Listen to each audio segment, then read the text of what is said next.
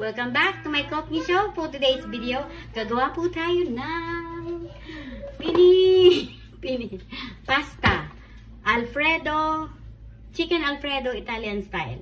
So for today's video, I already cut the chicken and then chinip-chop-chinis ko na siya para medyo malambot siya. Ni-slice ko na siya. So lalagyan lang natin siya ng salt and pepper and garlic powder. I always want to use garlic powder because it's mabango.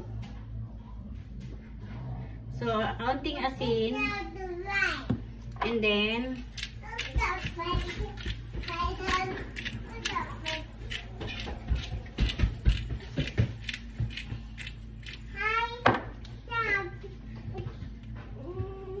the garlic powder. Pareho sa kabila.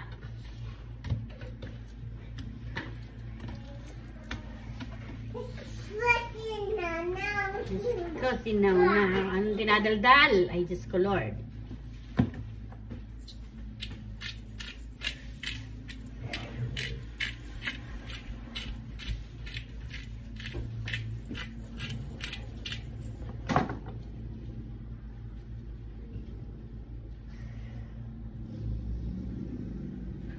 And for this whole garlic, as you can see, I'm using this for the white sauce later.